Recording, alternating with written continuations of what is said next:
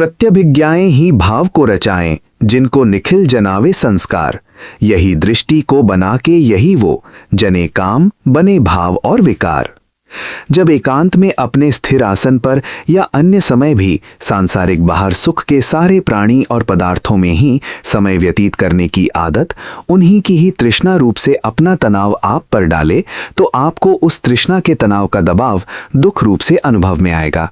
इसमें साधारण जन या तो उन्हीं सांसारिक प्राणी या पदार्थों की शरण लेकर उस तृष्णा के दबाव के दुख को टालकर क्षण भर के लिए सुखी होना चाहेगा, या पुनः इस दुख का सामना करने में दुर्बल मन हिचकिचाहट के साथ इस दुख से भागने वाला जब निद्रा या आलस्य सुस्ती फैलाना आरंभ करेगा, तो इसी तमोगुण के सुख की शरण लेकर तृष्णा के तनाव के दुख को टालना चाहेगा।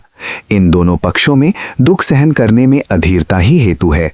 दुख में धीरता रखकर इस तृष्णा के दुष्परिणामों को बोध द्वारा प्रत्यक्ष ध्यान में समझकर अपने मन की संभाल करना और क्षण क्षण दुख को टालते टालते समय व्यतीत करना ही सच्चा मनुष्य का धर्म है। इतना ही नहीं कि सत्य ध्यान को उपजाकर ये प्रकट प्रत्यक्ष ज्ञान होगा कि जिन प्राणी और पदार्थों को बाह्य स्वार्थ वाला जन सत्य या सच्चा समझकर टिके बने रहने वाले जानकर उनमें लिप्त रहता है, वे सब प्राणी और पदार्थ भी किसी एक दृष्टि या नजर में ही आए हुए मन में बसाए रखे हुए अपने को भ्रांति में लिए बैठे हैं।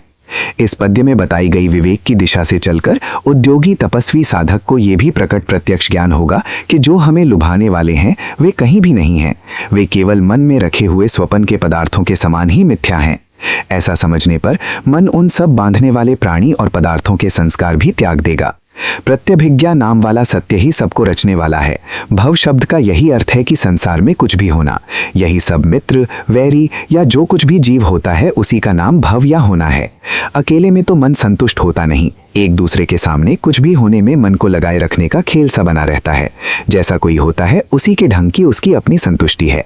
कहीं पिता, कहीं पुत्र इत्यादि बहुत प्रकार के वैसे ही इनके संग के भाव भी होते हैं। इसी में जीव को अपने बने या बसे रहने का विश्वास बना रहता है। यही सब होना अकेले में अनुभव में नहीं आता। पुनः जीव इस संसार में ही भागता है और कुछ भी होता है। यही सब भव है और इसी की तृष्णा संसार में भटकाती है। इन प्रत्यभिज्ञाओं को तो केवल हमारे संस्कार ही रचाते हैं।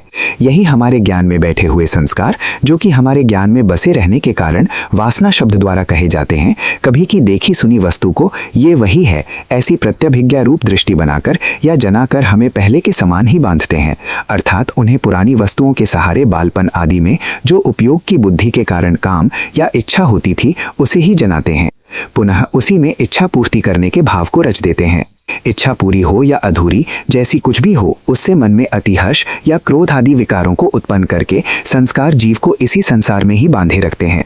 प्रत्यभिज्ञा शब्द का अर्थ है कि पहले कभी भी अनुभव किए पदार्थ की ही स्मृति या याद किन्हीं सामने पड़ने वाली वस्तुओं में करना कि ये वही है, अर्थात जिसे हमने पहले कभी अनुभव किया था, ये जो हमारे सामने है ये वही है। ये शास्त्र के अनुसार प्रत्यभिज्ञा शब्द का अर्थ है।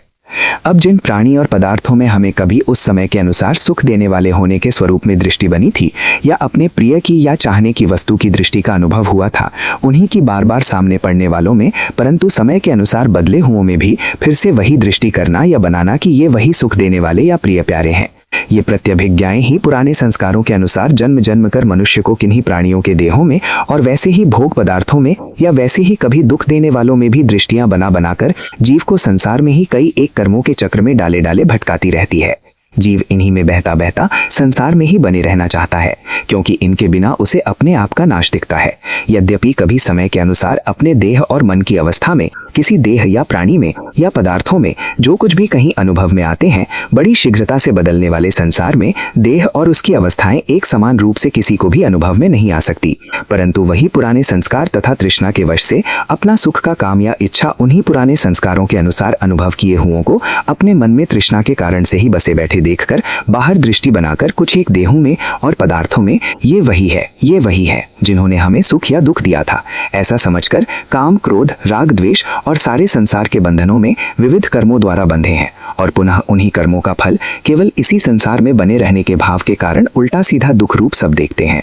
बोध ने मनुष्य का यही सब चक्षु या आंख खोलकर उसे सत्य द्वारा ये संसार दुख रूप दिखलाकर उससे पार जाने की प्रेरणा करनी है और अंत में नाश या उच्छेद रहित अर्थात अटूट ज्ञान में प्रतिष्ठित करना है, जहाँ की सब दुखों की समाप्ति सदा के लिए हो जाती है और सब शंका, भय आदि निवृत्त हो जाते हैं। मनुष्य संसार का त्याग होने पर या उससे छुटकारा प्राप्त होने पर इस शंका या भय से भी दुखी होता है कि संसार न रहने पर तो हम भी पुनः न रहेंगे, हमारा भी जैसे विनाश हो जाएगा। इन सब शंकाओं और भय आदि का समाधान बोध चक्षु खुलने पर तथा व्यापक जीवन रूप परमात्मा के साथ साथ सब बंधनों से परे शुद्धकात्मा का अनुभव होने पर और उसमें सब दुख टलने पर पूर्णतया ही हो जाएगा।